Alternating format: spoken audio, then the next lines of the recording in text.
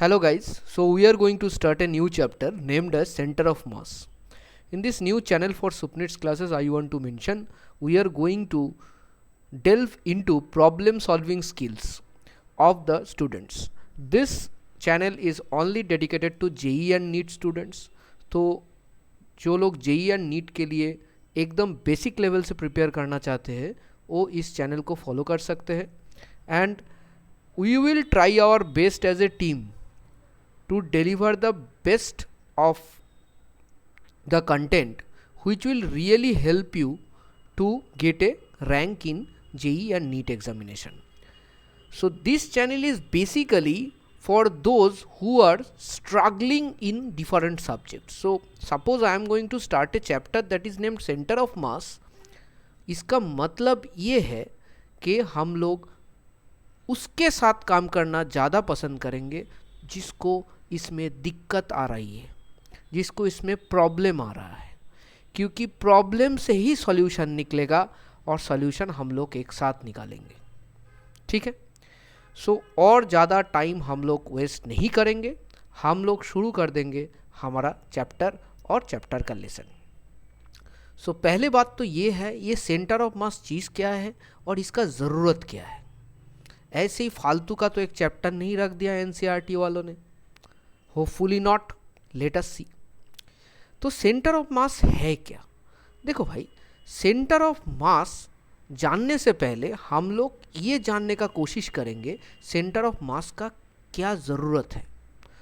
सो पहले हम लोग ऑलरेडी जब हम ये चैप्टर कर रहे हैं इसके पहले डेफिनेटली आपको न्यूटन्स लॉज ऑफ मोशन के बारे में मालूम है. अगर 11th में नहीं भी पढ़ा हो गया तो 9th में तो पढ़ा ही होगा. ठीक है ना, कोई टेंशन लेने का कुछ नहीं है. 9th में पढ़ा होगा ना, कुछ न्यूटन्स लॉ बोल के कुछ रहता था, न्यूटन का लॉ, उतना तो पढ़ा होगा. सो ये जो न्यूटन्स लॉ है ना, that is applicable two point objects. Newton's law हमारे साथ लिखो. न्यूटन्स लॉ किसके ऊपर अप्लाई कर सकते हैं? Applicable two point objects.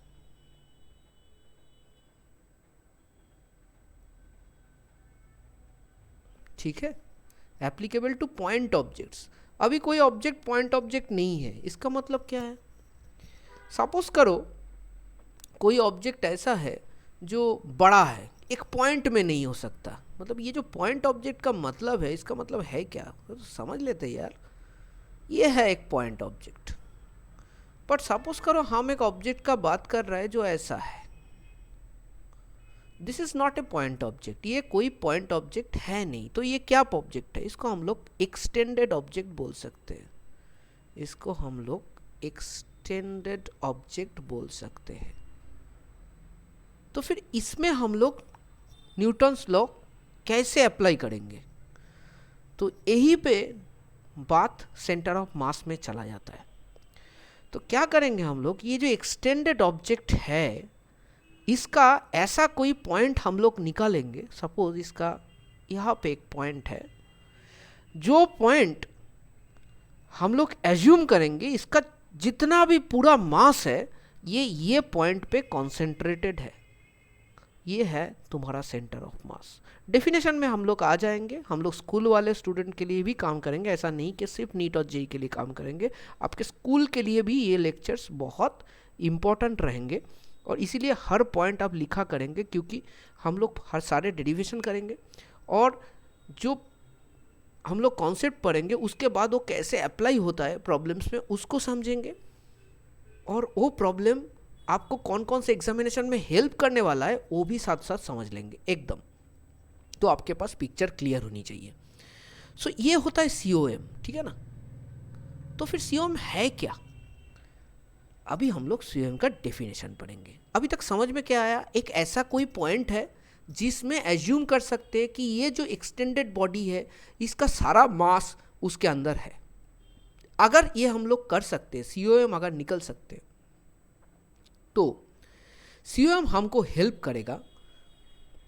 COM हमको हेल्प करेगा to apply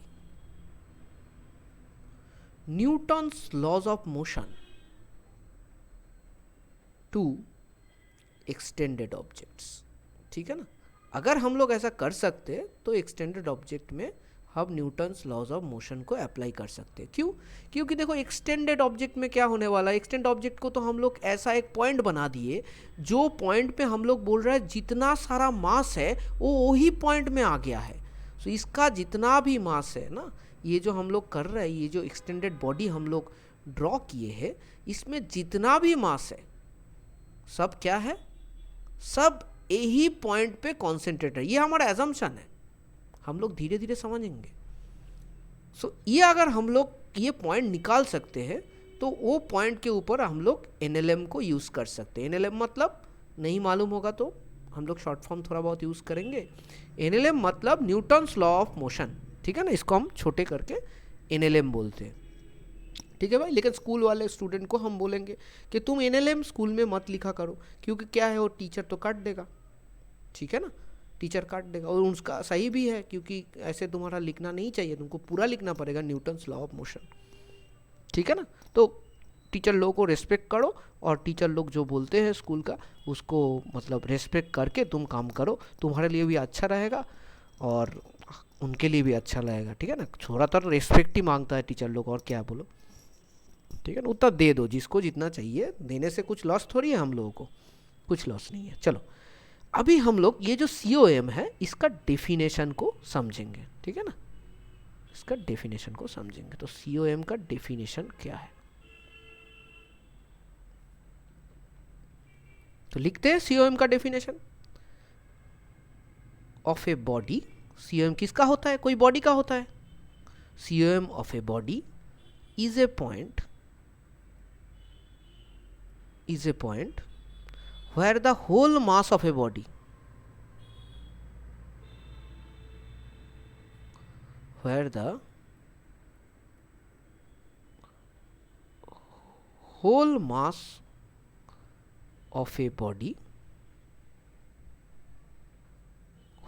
of a body is supposed to be concentrated,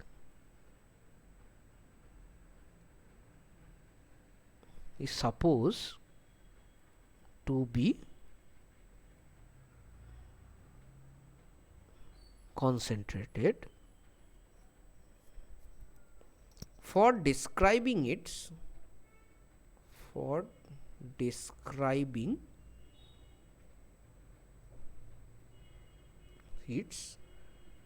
translational motion। ये बहुत इंपॉर्टेंट चीज है, for describing its translational motion।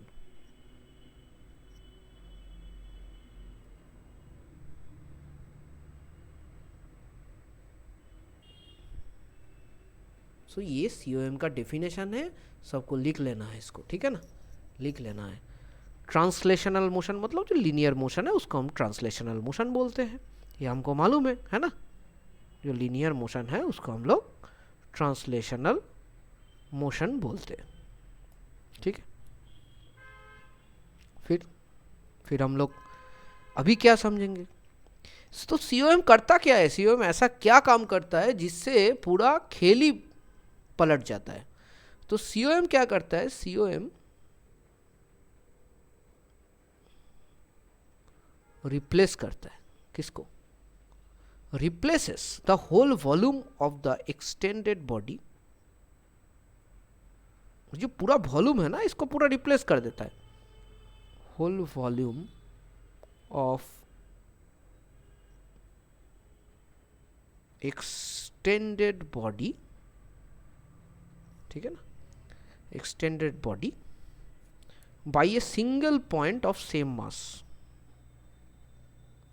by a single point of same mass। इसमें क्या हो जाता है, देखो पॉइंट मास बन गया और मास तो सेम रहा, क्योंकि हम लोग बोल रहे हैं इसका जो पूरा मास है वो पूरा इस पॉइंट पे है। तो इसमें क्या होता है, हम लोग आराम से न्यूटन्स लॉ को इसमें अप्लाई कर सकते हैं, ठीक है ना। जब कोई एक्सटेंडेड बॉडी होगा, बड़ा बॉडी होगा जो पॉइंट मास नहीं है, उसमें हम लोग अप्लाई कर सकते हैं। अभी थोड़ा मोशन को समझेंगे, COM के रेस्पेक्ट पे मोशन कैसे डिफर करते हैं। देखो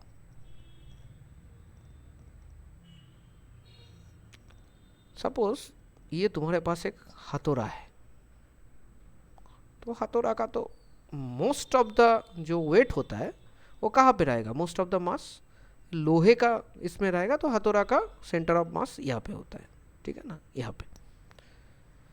सो सपोज हमने एक ऐसा फोर्स दिया, सो ये जो फोर्स दिया हम लोग, इसका जो लाइन ऑफ एक्शन है, इसका अगर स्ट्रेट लाइन करें हम लोग, ठीक है, फोर्स का अगर हम लोग स्ट्रेट लाइन बनाए, एक उसका अगर स्ट्रेट लाइन ऐसे बनाए, तो ये स्ट्रेट किससे जाता है, ये स्ट्रेट चला जाता है तुम्हारा COM के अंदर से, क्योंकि COM कौन सा है, ये है आपका COM, ठीक है ना। सो हम ये बोल सकते हैं कि हमारा जो line of action of force है, line of action of force है, दैट पासेस थ्रू, किसके थ्रू से पास करता है, कॉम के थ्रू से पास करता है। अगर ऐसा है, so it will result in linear acceleration, ठीक है ना, क्योंकि फोर्स के वजह से एक्सेलरेशन आता है, ये हमको मालूम है। So it will result in linear acceleration. ये आशा है कि ये किसी को प्रॉब्लम नहीं है समझने में, क्योंकि अगर COM के अंदर से और COM के साथ अगर फोर्स जाता है तो that will result in linear acceleration, ठीक है।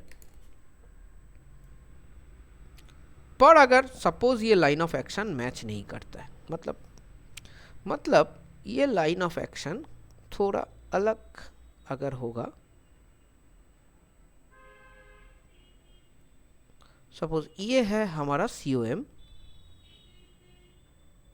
ठीक है ना, ये है हमारा COM, और जो फोर्स का लाइन ऑफ एक्शन है ये ऐसा है, ठीक है ना। तो इसमें क्या होता है, इसमें line of action does not pass through COM, तो हम लोग लिख सकते हैं line of action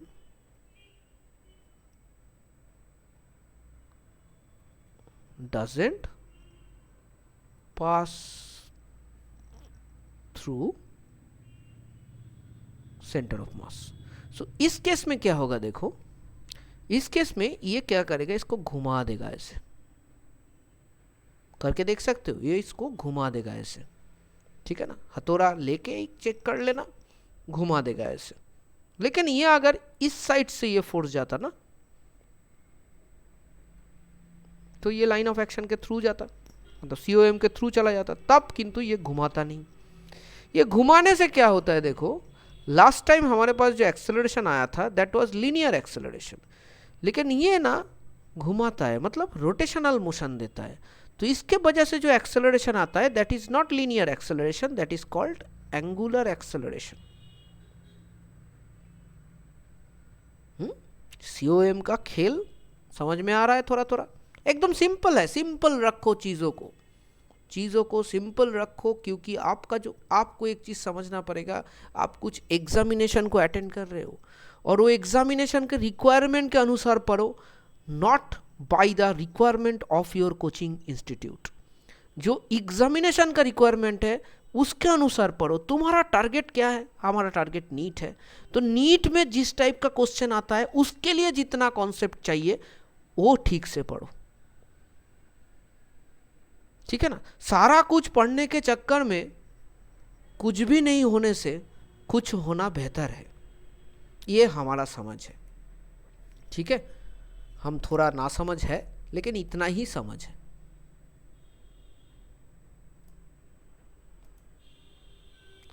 so hopefully अभी तक जितना भी हम लोग डिस्कस किए हैं वो तुम सब लोगों को समझ में आया है, ठीक है। अभी हम लोग एक दूसरा चीज़ में ध्यान देंगे, वो है हम जो COM पढ़ रहे हैं उसके साथ हम लोग जब छोटे थे तब और एक चीज़ पढ़े थे, वो भी ऐसा ही टाइप का कुछ था जिसका नाम था CG, और CG का फुल फॉर्म था सेंटर ऑफ ग्रेविटी। CG का फुल फॉर्म था सेंटर ऑफ ग्रेविटी, याद है थोड़ा बहुत, थोड़ा बहुत याद रहने से चलेगा, ज़्यादा याद रहना अच्छा नहीं है। थोड़ा बहुत याद है तो चलेगा, हमको कोई प्रॉब्लम नहीं है। अभी COM का डेफिनेशन तो हमको मालूम है कि नहीं? COM का डेफिनेशन तो हमको मालूम है, बट इसका डेफिनेशन मालूम है क्या?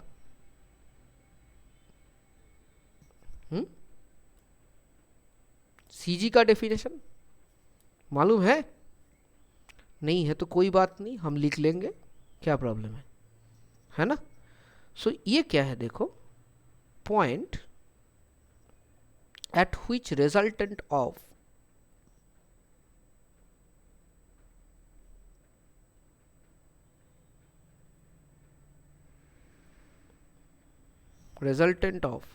all gravitational forces, all gravitational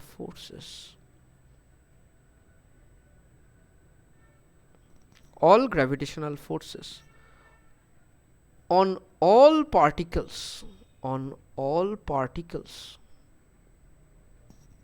acts। ठीक है भाई, ये है CG। अभी देखो, अभी क्या होता है, जब एक एक्सटेंडेड बॉडी है तो एक्सटेंडेड बॉडी किस टाइप का होता है? ऐसे टाइप का होता है, ऐसा। तो इसमें बहुत सारा पार्टिकल रहता है, ऐसा, और सबके ऊपर ग्रेविटेशनल फोर्स लगता है ना, W1 W2 W3, ठीक है ना।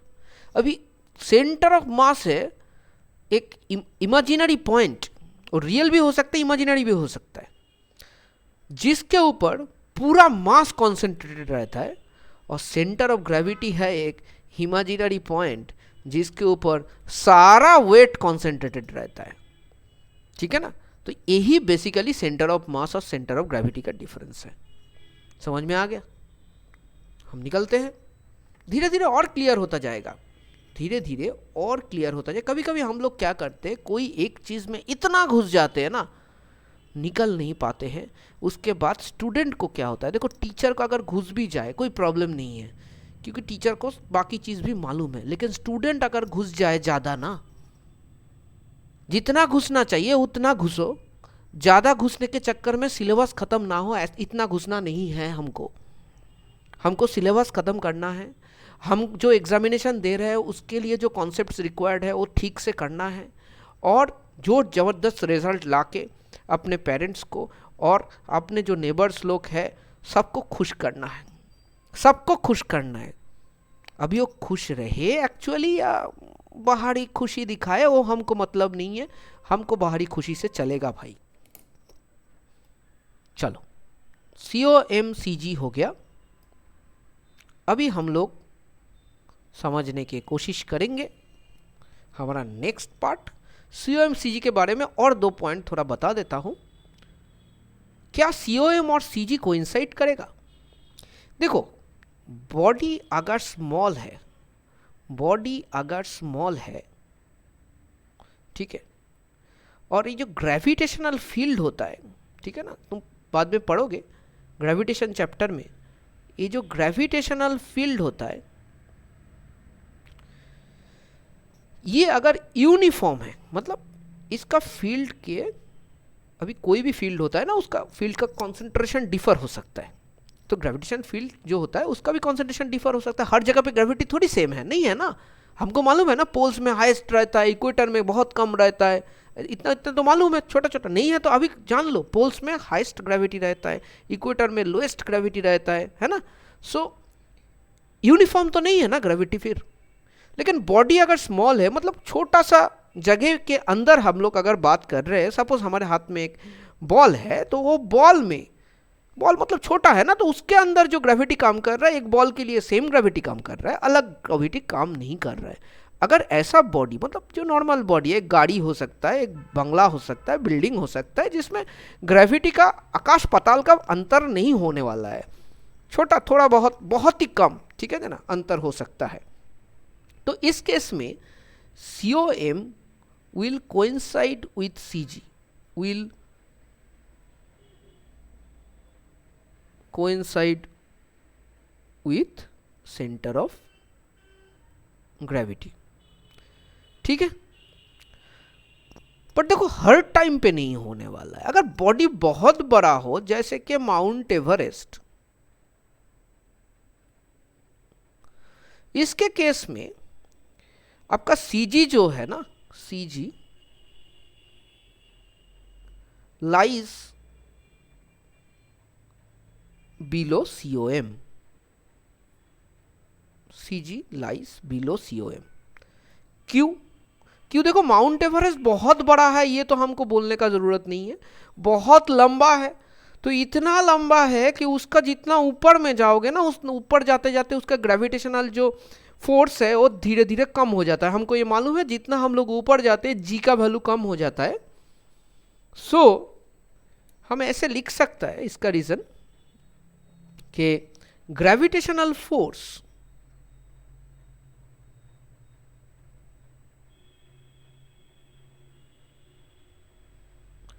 decreases with altitude। ये हम लोग लिख सकते हैं, gravitational force is decreasing with altitude. समझ में आया पूरा चीज? अभी तक जितना पढ़ाया उतना समझ में आ गया होगा। अगर समझ में आ गया होगा तो और एक कॉन्सेप्ट करते हैं जो बहुत मज़ेदार कॉन्सेप्ट है, और जिसके ऊपर बेस करके हम लोग प्रॉब्लम्स करेंगे, और प्रॉब्लम्स करते करते अपना जो कॉन्फिडेंस लेवल है उसको थोड़ा बढ़ाएंगे। क्या बोलते हो? तो देखते हैं बढ़ता है या एकदम डूब जाता है। चलो, कॉन्सेप्ट ऑफ मास मोमेंट, एक नया कॉन्सेप्ट जो आशा है कि आपको पसंद आने वाला है। धीरे धीरे करो, हमारे साथ लिखो, सब हो जाएगा। अल्लाह ताला के शुक्र से सब हो जाएगा। चलो, ये मास मोमेंट है क्या चीज भाई? क्या है? एक फिजिकल क्वांटिटी है भैया जी, एक फिजिकल क्वांटिटी है जो हमको जानना है आज। चलो जान लेंगे, कोई प्रॉब्लम नहीं है।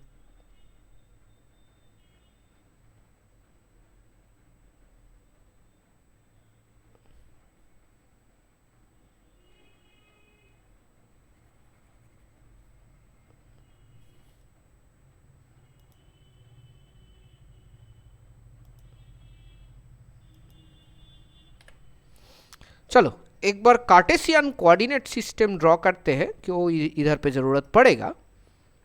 सो देखो, हमको मालूम है कि इधर पे ऐसे एक एक्सिस रहता है।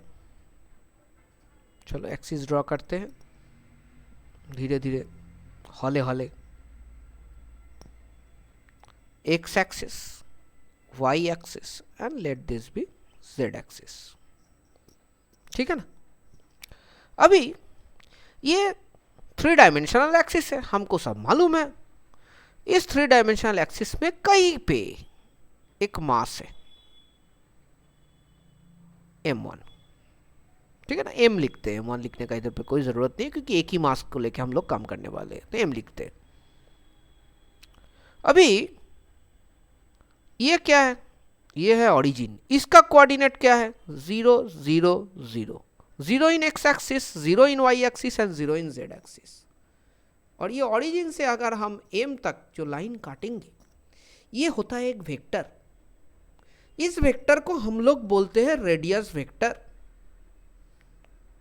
और अच्छे भाषा में बोलते हैं पोजीशन वेक्टर। किसका पोजीशन वेक्टर? ये ऑब्जेक्ट का पोजीशन वेक्टर है। तो थोड़ा लिख लेते हैं, ये है position vector of the object.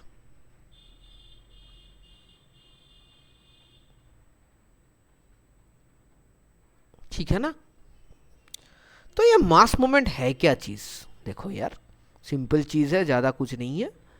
Mass moment is a physical quantity जिसको हम लोग ऐसे ही डिफाइन करेंगे, मास इनटू रेडियस वेक्टर। ये है मास मोमेंट। और इसका यूनिट क्या हो सकता है? अभी मास का केजी है बबुआ, और रेडियस का मीटर तो केजी मीटर होगा। अच्छा, इसका क्वांटिटी किस टाइप का है? अगर रेडियस वेक्टर है, मास स्केलर क्वांटिटी है, तो इन मल्टीप्लिकेशन हुआ है तो क्या होने वाला है? Vector quantity. ये है एक वेक्टर क्वांटिटी, मास मोमेंट है एक वेक्टर क्वांटिटी। इसका डायरेक्शन किस तरफ रहेगा रे भावा? हाँ, इसका डायरेक्शन किस तरफ रहेगा? इसका डायरेक्शन रहेगा along the radius vector. Direction will be along the radius vector. जिसका हेड कौन सा होगा? जिसका हेड होगा ऑब्जेक्ट। रेडियस वेक्टर का कोई भी वेक्टर का दो चीज होता है, एक होता है हेड, एक होता है टेल। वेक्टर कैसे होता है? देखो, वेक्टर होता है ऐसा, नहीं भी मालूम हो तो हो जाएगा भाई। ये होता है हेड और ये होता है टेल, ठीक है ना। अभी टेल कौन सा होगा? टेल होगा जो रेफरेंस पॉइंट है। तो रेफरेंस पॉइंट कौन सा? ये है, यहाँ पे रहेगा अपना ऑब्जर्वर जो देख रहा है इस मास को, इस ऑब्जेक्ट को। तो टेल रहेगा ऑब्जर्वर के तरफ। अच्छा, ये मास मोमेंट का डायमेंशन क्या रहेगा? मास का m और रेडियस वेक्टर का l, ये रहेगा डायमेंशन, ठीक है ना। अच्छा, अभी हम आते हैं, ये वाला जो सिस्टम है, ये हम क्या सीख रहे हैं? ये मास मोमेंट है, लेकिन ये तो हम एक बॉडी का किए हैं। ऐसे हम लोग अगर 4, 5, 10 बॉडी लगा दे तो अलग अलग रेडियस वेक्टर होने वाला है उसका, है कि नहीं? अभी तक तो क्लियर है, मास मोमेंट तो क्लियर हो गया हमारा। लेकिन ऐसा अगर 10 बॉडी लगा दे तो डेफिनेटली अलग अलग मास मोमेंट होगा। 10 बॉडी 10 जगह पर है ना। हो सकता है एक बॉडी, चलो और एक बार ड्राइंग कर लेते हैं, अच्छा रहेगा। और एक बनाते हैं, Y axis, X axis, Z axis. चलो, यहां पे एक पॉइंट है, यहां पे एक पॉइंट है और यहां पे एक पॉइंट है, 3 लेते हैं, ठीक है ना। अभी इसका है, आपका लिख लेते हैं m1, क्योंकि अलग अलग है। ये है m2, ये है m3। अभी इसका जो रेडियस वेक्टर होगा वो ये वाला होगा, ये होगा तुम्हारा r1, ये होगा r2, ये होने वाला है r3। हो गया। अभी हमको अगर बोला जाए ये तीनों मास अलग अलग जगह पे है, तो तीनों मास तीनों पार्टिकल समझ लो और पकड़ लो। ऐसा है, जस्ट हाइपोथेटिकली सोचो थोड़ा, अपने आप का एब्स्ट्रैक्ट थिंकिंग तो थोड़ा बढ़ाओ। हाइपोथेटिकली ऐसा ले लो कि ये तीनों मास मिला के एक ऑब्जेक्ट है, हो सकता है ना। और बोला गया कि ये जो 3 पार्टिकल है, 3 पार्टिकल का रेडियस वेक्टर तुमको मालूम है, मतलब पोजीशन वेक्टर तुमको मालूम है, तुमको उसका मास मालूम है। तुमको बोला गया है इसका सेंटर ऑफ मास का पोजीशन वेक्टर निकालो। तो कैसे निकालोगे? इसका सेंटर ऑफ मास का पोजीशन वेक्टर हम लोग कैसे निकालेंगे? बहुत सिंपल है भाई। तो सेंटर ऑफ मास का पोजीशन वेक्टर को हम लोग ऐसे डिनोट कर रहे हैं, cm करके। तो ये क्या होने वाला है? देखो ये जो पोजीशन है, कहाँ पे सेंटर ऑफ मास रहेगा, ये डिपेंड करेगा एक एक पार्टिकल जो कंट्रीब्यूट करने वाला है मास का, उसके ऊपर और उसका पोजीशन के ऊपर, दोनों का कंट्रीब्यूशन रहेगा।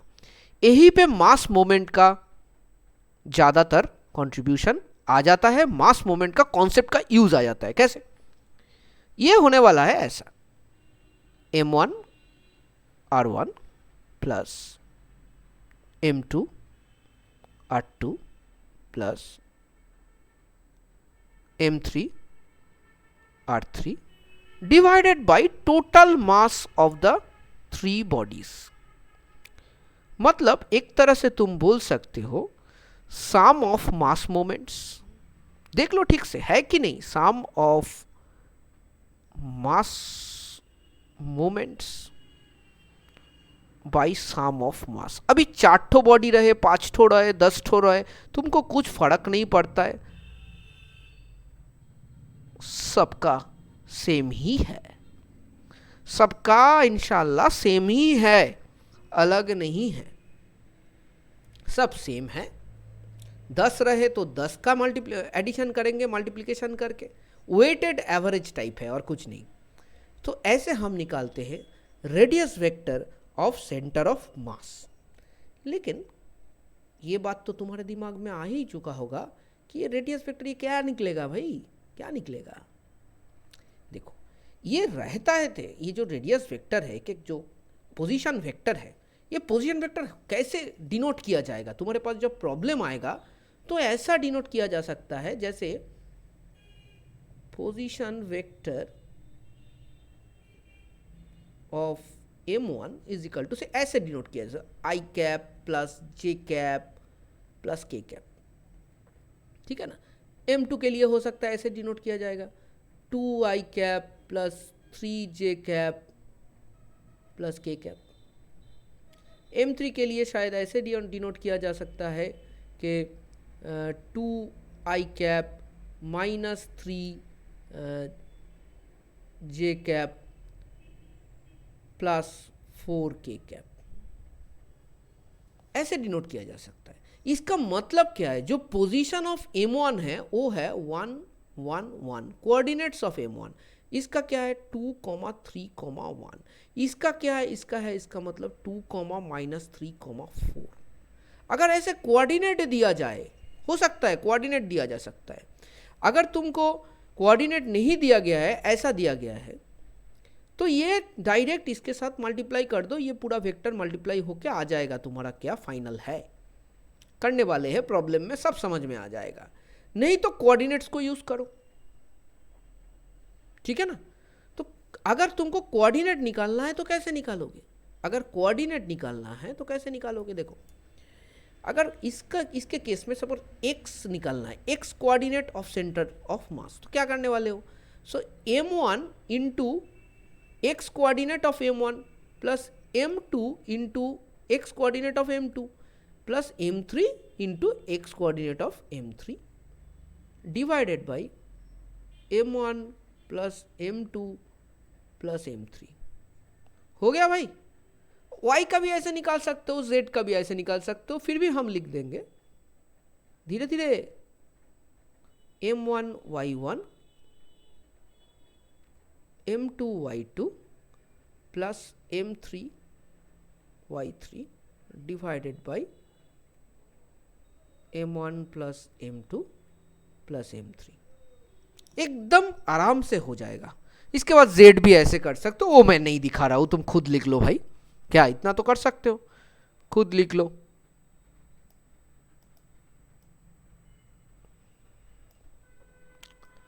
ठीक है ना। तो ऐसे हम लोग निकाल सकते हैं कोई भी पार्टिकल सिस्टम के लिए उसका पोजीशन वेक्टर, कोई भी पार्टिकल सिस्टम के लिए उसका पोजीशन वेक्टर हम लोग निकल सकते हैं आराम से। क्या हम लोग एक प्रॉब्लम करें जिसमें 2 पार्टिकल दिया गया है और रेडियस वेक्टर निकालने के position vector of the centre of मास निकालने के लिए बोला गया है। क्या हम लोग एक प्रॉब्लम करें जो जेई मेन 2019 में सेम टाइप का प्रॉब्लम आया था, जेई मेन 2022 में सेम टाइप का प्रॉब्लम आया था, एकदम सेम टाइप। चलो एक कर लेते हैं तो आइडिया आ जाएगा तुमको जेई मेन में किस तरीके का प्रॉब्लम इस कॉन्सेप्ट पे आ रहा है। ऐसा प्रॉब्लम बहुत इजी प्रॉब्लम रहता है। सो 2019 और 2022 में सेम टाइप ऑफ प्रॉब्लम आया है जेई मेन में, और मैं अभी चेक किया नीट में भी ये प्रॉब्लम 2022 में देखा, थोड़ा बहुत इधर उधर हो सकता है but almost same type of problem आया है। ठीक है, तो देखते हैं। और ये कोई भी नॉर्मल टेक्स्ट बुक में भी ये टाइप का प्रॉब्लम आपको मिल जाएगा। इस प्रॉब्लम में बोला गया है 100 ग्राम, हम कोई एक प्रॉब्लम ले लिए, एट इसका पोजीशन वेक्टर बोला गया है 2i plus 5j plus 13k, ये बोला गया है। और नेक्स्ट बोला गया है 300 gram at -6i cap plus 4j cap -2k cap. ठीक है, ये हो रहा है। तो हम करेंगे कैसे इसको? देखो, दोनों का पोजीशन वेक्टर हमको मालूम है। This is r1 dash r1 vector, this is r2 vector, this is m1, this is m2। कैसे निकालेंगे हम position vector of centre of मास? कैसे निकालने वाले हैं हम position vector of centre of mass? Simple भाई, कुछ नहीं है। 100 क्या है फॉर्मूला, क्या है? हम लोग फॉर्मूला की तरफ चले जाते हैं। चलो, फॉर्मूला क्या है? Sum of mass moments divided by sum of masses. तो याद हो जाना चाहिए, sum of mass moments divided by sum of masses. ये याद हो जाना चाहिए सबको भाई। तो मास into r1 will be the mass moment for 1, so this will be 100 2i cap plus 5j cap plus 13k cap plus 300 minus 6i cap plus 4j cap minus 2k cap divided by 100 plus 300 that is 400। ठीक है ना भाई? तो देखो, अगर इसमें से तुम 100 कॉमन ले लोगे तो यहाँ पे 1 रह जाएगा, वहाँ पे 3 रह जाएगा। सो इसको हम ऐसे लिख सकते हैं 2i cap plus 5j cap. चलो कर लेते हैं धीरे धीरे। हाँ, 13k कैप। ये तो सिंपल एल्जेब्रिक एक्सप्रेशन की तरह होता है। ये से 100 कॉमन जाएगा तो ये 3 पड़ा रहेगा, -6i cap plus 4j cap -2k cap. So ये ऊपर से अगर 100 कॉमन लिया होगा तो नीचे 4 × 100 है, तो 100 कैंसिल आउट हो जाएगा और ये हो जाएगा 4। ठीक है ना? समझ में नहीं आएगा तो मैं ऐसे दिखा देता हूँ एक बार। This is the way I am doing, ऐसे कर रहे हैं। ठीक है ना? फिर हम क्या करने वाले हैं, देखो। सो इसको तो जो है इसको मल्टीप्लाई करना है। तो ये 2i cap minus 18i cap है ना। सो ये हो जाएगा -16i cap, 5j cap plus 12 मतलब 17j कैप, 13k कैप -6 मतलब 7k कैप डिवाइडेड बाई 4। ठीक है ना? तो ये निकल के आ गया मेरा position vector for the centre of मास। इसके बाद सेम प्रॉब्लम में अगर ऐसा पूछा जाए what is the coordinate of the centre of मास, तो बहुत इजीली हम लोग कर सकते हैं। इसको अलग अलग कर दो, बस इसको अलग करना है और कुछ नहीं है। जस्ट इसको अलग कर दो। -16/4 मतलब -4i cap plus 17/4j cap plus 7/4k cap. ठीक है, अलग अलग कर दिए। अभी कोऑर्डिनेट कैसे आएगा? कोऑर्डिनेट एकदम इजी है इसका कोऑर्डिनेट निकालना। -4 17/4 7/4। ठीक है ना? इससे कोऑर्डिनेट निकल गया। किसका कोऑर्डिनेट निकल गया? सेंटर ऑफ मास का कोऑर्डिनेट निकल के आ गया हमारे पास। ठीक है, मजा आया? सो आज यहाँ पे हम लोग खत्म करेंगे इसको। ठीक है, और इसको लेके और हम लोग फिर से करने वाले हैं नेक्स्ट डे और भी ज्यादा प्रॉब्लम। जितना कॉन्सेप्ट हम लोग किए हैं ना उसके ऊपर से ही प्रॉब्लम करेंगे। हमारा गोल वही है, कॉन्सेप्ट जितना पढ़ो उसके ऊपर से जितना ज्यादा प्रॉब्लम कर पाओ उतना अच्छा रहेगा। तो हम लोग इधर पे ये चैनल पे प्रॉब्लम सॉल्विंग स्किल्स के ऊपर ज़्यादा कॉन्सेंट्रेट करेंगे जेई के केस में, जेई और नीट के केस में। वही हमारा गोल है और इस केस में I hope students will be benefited. तो with that we will say good night आज के लिए।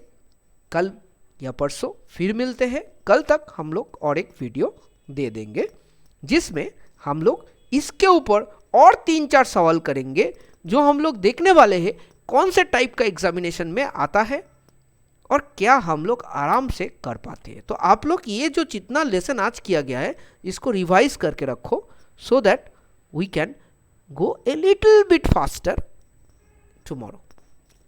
तब तक अलविदा।